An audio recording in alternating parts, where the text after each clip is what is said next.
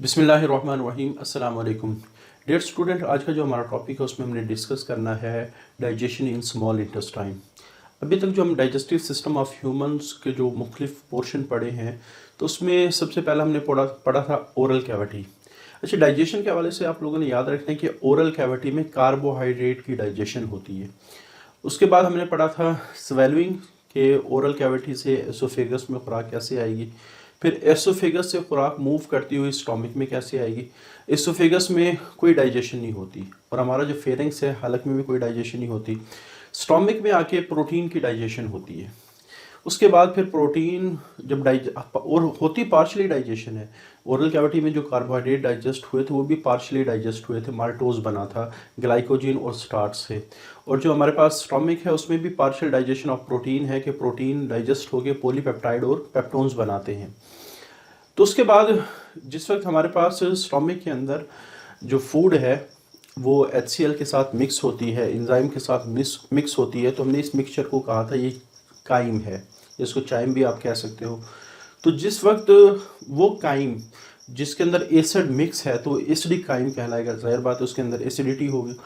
और जिस वक्त वो काइम स्टोमिक से स्मॉल इंटेस्टाइन में आता है, आगे स्मॉल इंटेस्टाइन के 3 पोर्शन है। पहला पोर्शन डुोडेनम है, दूसरा जिजोनम है, तीसरा इलियम है। आज सिर्फ हमने डुोडेनम में होने वाले जो मुख्तलिफ किस्म के इवेंट्स हैं उनको डिस्कस करना है। तो सबसे पहले आप लोगों ने ध्यान में रखना है कि जो स्टोमिक है, जैसे मैं कहता हूँ ये स्टोमिक है, तो इसका ये वाला जो पोर्शन है इसको पाइलोरिक रीजन कहा जाता है। इसको हम क्या कहते हैं? Pyloric region. और यहाँ एक स्फिंक्टर लगा होता है और हमने डिस्कस किया था कि जितने भी स्फिंक्टर होते हैं ये मस्कुलर रिंग होते हैं, जब वो कॉन्ट्रैक्ट करते हैं तो क्लोज हो जाते हैं, जब रिलैक्स करते हैं तो ओपन हो जाते हैं। तो स्टोमिक से acidic chyme relax pyloric sphincter के जरिए से वो डुोडेनम में आ जाता है। अब चूंकि काइम में एसिडिटी मौजूद है, HCl मौजूद है, तो जो ही वो डुोडेनम में आएगा तो उसकी जो एसिडिटी है वो डुोडेनम की दीवार को भी एक्टिवेट करेगी, उसकी जो वॉल है उसको एक्टिवेट करेगी। और फर्दर डुोडेनम के साथ 2 चीज़ें और कनेक्टेड होती, एक पैंक्रियाज है और एक लीवर है। तो इन पैंक्रियाज और लीवर की भी एक्टिवेशन होगी और ये अपनी सिक्रेशन को इस डुोडेनम के अंदर रिलीज करेंगे। यानी जब एसिडिक काइम डुोडेनम के अंदर आएगा तो यहाँ 3 सोर्सेज से सिक्रेशंस आ रही हैं। आगे उन सिक्रेशंस में क्या कुछ होगा ये तो हम फर्दर डिस्कस करेंगे। अभी फिलहाल ध्यान में रखेंगे डुोडेनम में एक पैंक्रियाज की, आप कह सकते हैं इसी तरह लिवर की और डुोडेनम वॉल की, 3 जगह से सिक्रेशंस आ रही हैं। अच्छा, ये पैंक्रियाज और लिवर को कैसे पता चलता है कि अब डुोडेनम के अंदर फूड आ गया? बेसिकली होता क्या है, हमारे पास यहाँ एक हार्मोन है जिसका नाम है सेक्रेटिन। ये सेक्रेटिन हार्मोन की जब भी बात होगी तो हार्मोन एंडोक्राइन फंक्शन है बॉडी का। तो बेसिकली होता क्या है कि इस एसिडिटी ऑफ काइम कि जिस वक्त काइम स्टोमिक से डुोडेनम के अंदर आएगा तो इसकी जो एसिडिटी है वो डुोडेनम की जो दीवार है उसके अंदर जो एंडोक्राइन ग्लैंड मौजूद है उनको स्टिमुलेट करेगी। और ये एंडोक्राइन ग्लैंड क्या करेंगे? सेक्रेटिन हार्मोन को ब्लड के अंदर रिलीज करेंगे और फिर ब्लड से सेक्रेटिन हार्मोन 3 जगह जाके एक्ट करेगा, लिवर, और लिवर से वहाँ से एक सिक्रेशन रिलीज करवाएगा जिसका नाम है बाइल, पैंक्रियाज पर एक्ट करेगा, पैंक्रियाटिक जूस रिलीज होगा, और गैस्ट्रिक ग्लैंड्स। अब चूंकि स्टोमिक से फूड आगे आ चुका है तो स्टोमिक में गैस्ट्रिक जूस को रिलीज करने की ज़रूरत नहीं है, तो गैस्ट्रिक ग्लैंड पे एक्ट करके ये उसको इनहिबिट कर देगा, यानी 2 को एक्टिवेट करेगा, स्टिमुलेट करेगा, ये अपनी सिक्रेशन को रिलीज करे, और गैस्ट्रिक ग्लैंड को ये इनहिबिट करेगा। तो दोबारा सुने, सेक्रेटिन वो हार्मोन है जब एसिडिटी ऑफ काइम कि काइम में जो एसिडिटी मौजूद है ये डुोडेनम वॉल को स्टिमुलेट करती है, सेक्रेटिन हार्मोन रिलीज होता है, ब्लड में आता है, और ब्लड के जरिए से ये फिर पैंक्रियाज पे भी एक्ट करता है, लिवर पे भी एक्ट करता है, लिवर से बाइल रिलीज करेगा, पैंक्रियाज से पैंक्रियाटिक जूस रिलीज करेगा, और गैस्ट्रिक ग्लैंड को इनहिबिट करेगा क्योंकि फूड आगे आ चुका है तो इस गैस्ट्रिक जूस को रिलीज करने की अब ज़रूरत नहीं है।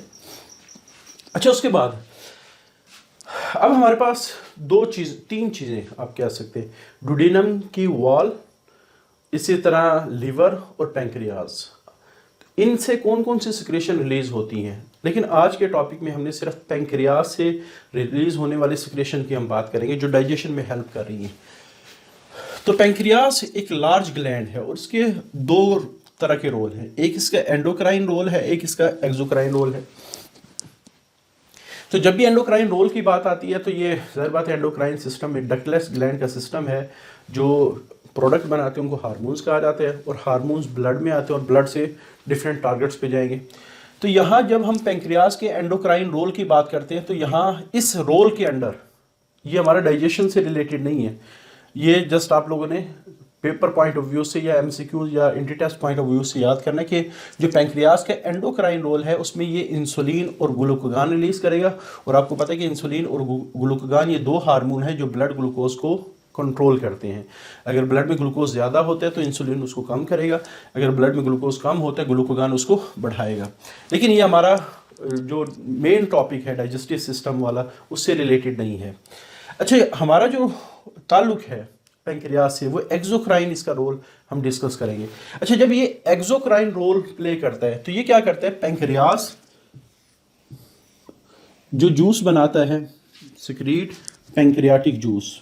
ये कौन सा जूस बनाते हैं, पेंक्रियाटिक जूस, और ये एक नाली के ज़रिए से इसको डुडीनम में डाल देते हैं, तो इसको पेंक्रियाटिक डक्ट कहते हैं। तो एक्सोक्राइन इसका रोल क्या है, पेंक्रियाटिक जूस ये बनाएगा और ये पेंक्रियाटिक डक्ट के ज़रिए से डुडीनम में आएगा। अच्छा, ये जो पेंक्रियाटिक जूस है इसमें मुख्तलिफ़ किस्म के इंजाइम्स हैं, मुख्तलिफ़ किस्म की प्रोडक्ट हैं, और पेंक्रियाटिक जूस में जितने भी इंजाइम्स हैं वो जो फूड के तीन कंपोनेंट जो हमारे डाइजेस्टिव सिस्टम में डाइजेस्ट होते हैं, कार्बोहाइड्रेट, प्रोटीन, लिपिड्स, तीनों की डाइजेशन करेंगे। Enzyme of pancreatic juice digest all three principal component of food, carbohydrate, protein और लिपिड्स। जैसे पहला कंपोनेंट हमारे पास है पेंक्रियाटिक अमाइलेज, जिसको अमाइलोप्सिन भी कहा जाता है। तो आप लोगों ने ध्यान में रखना है, अमाइलेज एंजाइम हमने ओरल कैविटी में भी डिस्कस किया था, उसको हमने स्लिवरी अमाइलेज कहा था, जो कि वो सलाइवा में रिलीज होता है और उसका नाम है टाइलिन। तो ये दोनों थोड़ा सा ध्यान में रखेंगे, पेंक्रियाटिक अमाइलेज डुडीनम में रिलीज होता है और स्लिवरी अमाइलेज ओरल कैविटी में रिलीज होते हैं। लेकिन दोनों चूंकि कार्बोहाइड्रेट डाइजेस्टिंग एंजाइम है, फंक्शन एक ही है कि उन्होंने पॉलीसेकेराइड को स्टार्च और ग्लाइकोजन को माल्टोज में कन्वर्ट करना।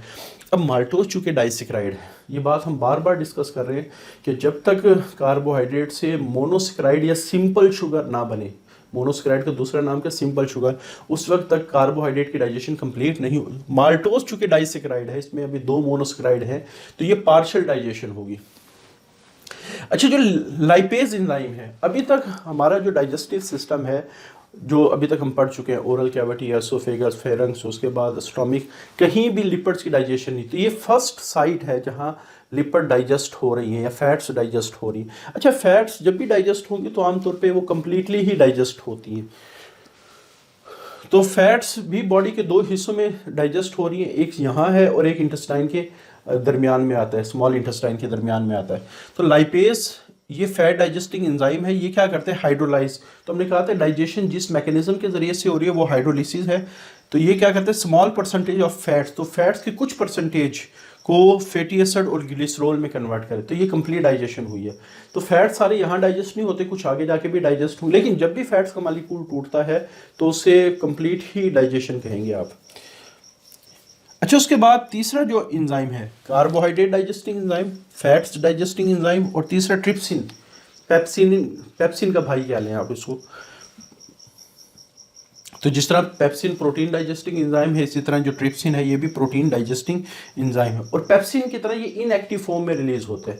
अच्छा, प्रोटीन डाइजेस्टिंग एंजाइम क्यों ज़्यादातर हम इनएक्टिव फॉर्म में रिलीज करते हैं, उसकी वजह ये है हमारा जो सेल है उसमें वाटर के बाद सबसे ज़्यादा पाए जाने वाला जो कंपाउंड है वो प्रोटीन है।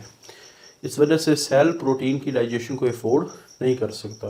तो सेल के अंदर अगर प्रोटीन डाइजेस्टिंग एंजाइम को एक्टिव बना दिया जाए तो सेल के बहुत हर हिस्से में प्रोटीन है, सेल के हर आप कह सकते हैं रिएक्शन को कंट्रोल करने वाले एंजाइम्स हैं, और एंजाइम बजाते खुद प्रोटीन्स हैं। इस वजह से सेल हमेशा प्रोटीन डाइजेस्टिंग एंजाइम को इनएक्टिव फॉर्म में बनाता है।